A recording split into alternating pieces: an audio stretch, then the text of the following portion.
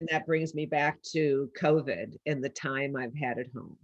Right. So I've been working with, I have a partner who's just this wonderful human being, and all he cares about is making sure that people that have cancer don't have to suffer.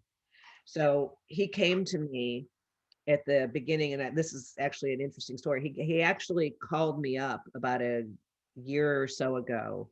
I'd never met him before, and he was a CEO of a big company, and not cannabis at all, just a big company. And he said he had told his insurance agent that he was sick of going to these big galas every year, and he would, hold up his sign and donate all this money for cancer treatment, and nothing would happen. And he did it year after year. And he made the decision last year that he wasn't going to do that again. He was going to do something different. So his insurance agent said, "Have you seen Weed the People, the movie, the documentary?" And long story short, he watched it. He called me up. "What can I do to help you? Wow. Obviously you figured it out.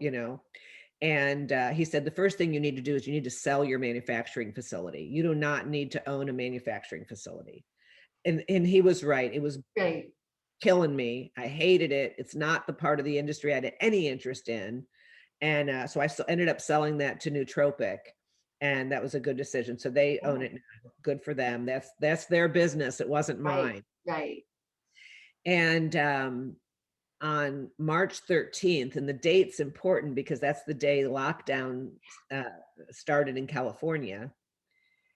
He and I and his wife happened to be at breakfast, and it was like we were the only people in the restaurant. All the staff had masks on. It was really creepy. And I said something about all my data that I had in this platform that I built, and that our doctors were using, our nurses were using it, and all this and that. And he was like, "You have what?" And I was like, "Oh Wow. God, yeah, we have unbelievable amounts of data on all these patients and what's working." And I said, he's like, "Well, why isn't it out there?" I said, "Because it was built really poorly. It's not scalable the way it was built.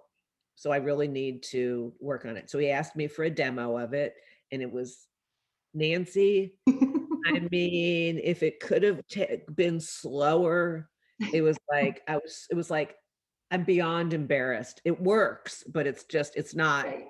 not Right. suitable for release. And he was very quiet, and he rang me up a few days later, and he said, "My wife and I talked about it, and we decided we're going to fund the rebuild of your system." So I've been spending COVID with software developers, with, data architects, and we've been redesigning to release. I had hoped to have it released by October, but man plans and God laughs, nothing Yeah. goes the way we expect. And what it does is it's designed for physicians Okay. so that a physician can, when they look at a patient comes in with a diagnosis, and we're collecting almost 300 data points coming in on each patient, just like a regular intake. Like you Yeah. go to a specialist and they ask you a million questions, we're doing the same thing.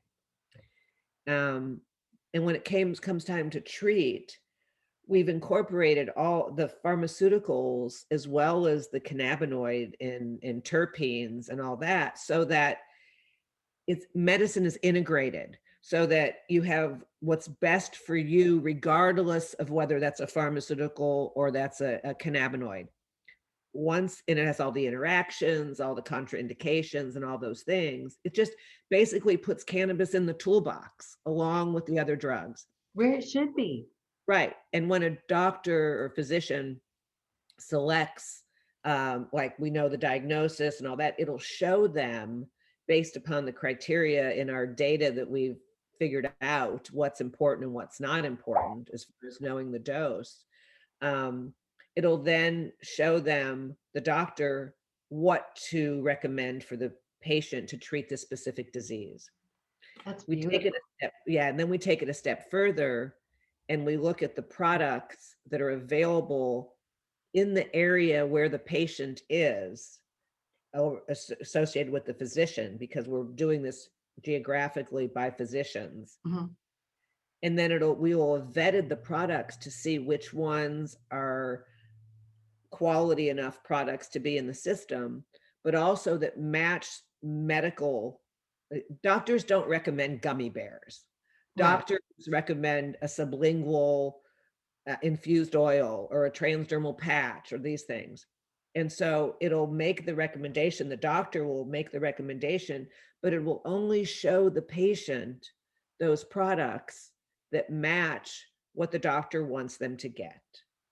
And then once the patient selects the product, it gets, the regular delivery and all Mhm. that to them, updating the physician on what they're getting and how they're using it. And then we can track the timing of it to see if they're using it as directed by the titration schedule. And then Right. also the feedback that we'll be continuously getting, not only on labs and scans and blood work, but also the subjective things that, like, are they comfortable? Are they achieving their objective? And then once that we have them to schedule, it'll just set them up on a recurring, like, prescription delivery. So that's what I've been doing during this time off. What a beautiful project.